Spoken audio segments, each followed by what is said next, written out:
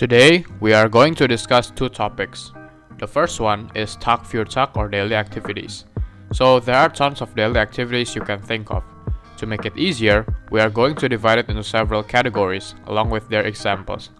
There are sportarten or sports, essen or having a meal, arbeiten or working, lernen or learning, and also extras. So now, let's try to make sentences with combinations of these vocabularies. There are two sentence structures. The first one is subject, verb, Angabe, Objekt. Example 1. Ich jogge am Morgen im Park. Don't forget to conjugate each verb with the corresponding subject. Example 2. Clara arbeitet von Montag bis Donnerstag im Büro. Example 3. Meine Freunde und ich machen am Samstagnachmittag ein Physik-Schulprojekt.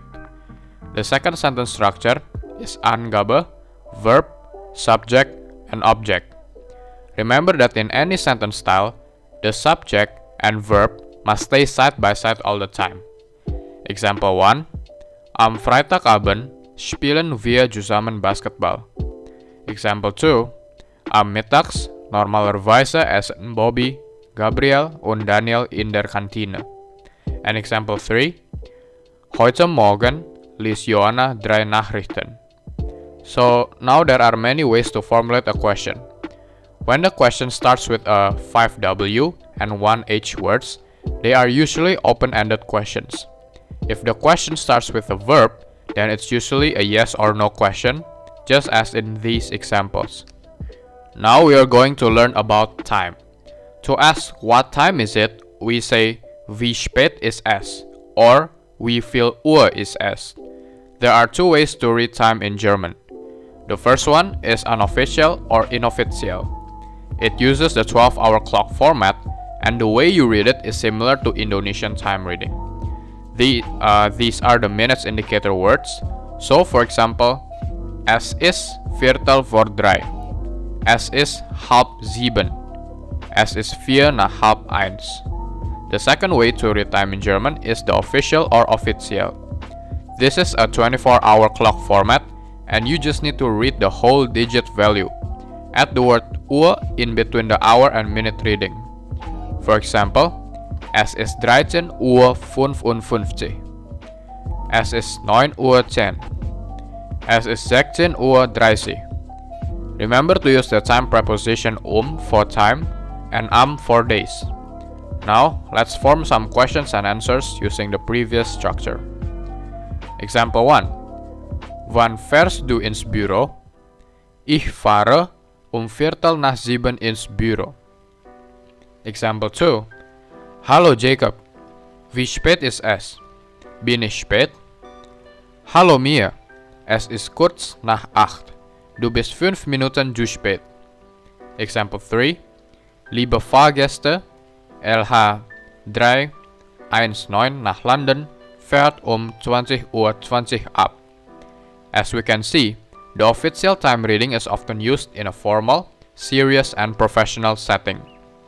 For the next part of this topic, we are going to learn about possessive article in nominative to show the belonging of something to someone in the German nominative case. This table shows the basic rules and definition that must be memorized to form any sentences. Now, we are going to make a story as an example. Hallo, ich bin Student und habe 2 Geschwister. Meine kleine Schwester geht in die 8. Klasse. Sie mag fotografieren. Ihre Fotos sind toll. Mein großer Bruder studiert an der Uni. Seine Hobbys sind Business lernen, Videospiele spielen, Videobearbeitung, Reisen und Fußball spielen. Unsere Hobbys sind die gleichen, aber ich mag nicht Business lernen. For the last part of this topic, we are going to learn about Modalverben or verbs that indicate modality. We are going to learn 3 of them: müssen, können, and wollen. These are their definitions and their conjugation table.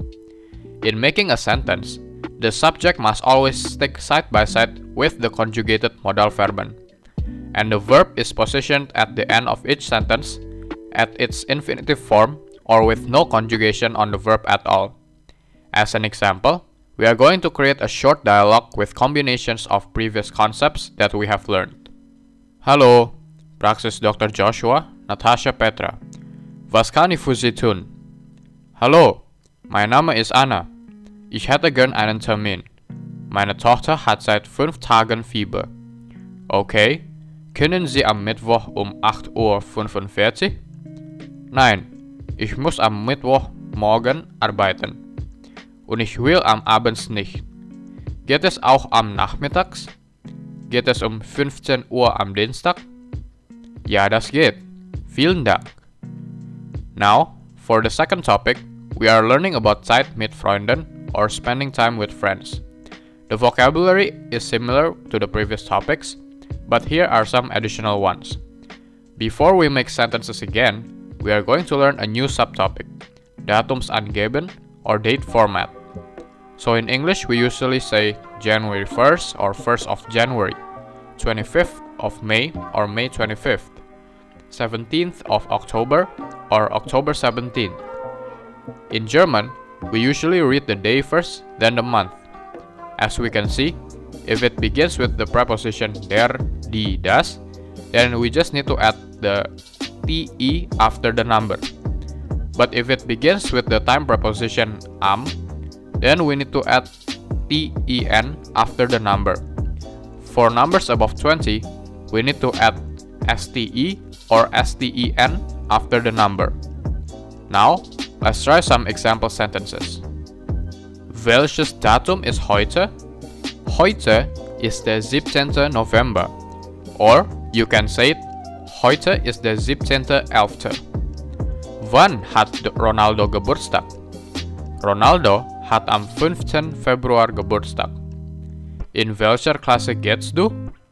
Ich gehe in die 11. Klasse. Hast du das Badmintonturnier gewonnen?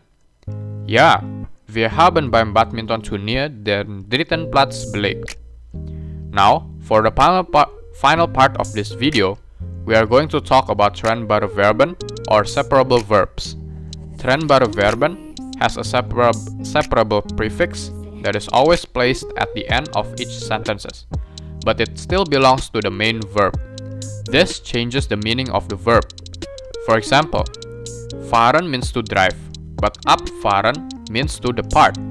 Sentence example: Der Bus fährt 12 Uhr ab.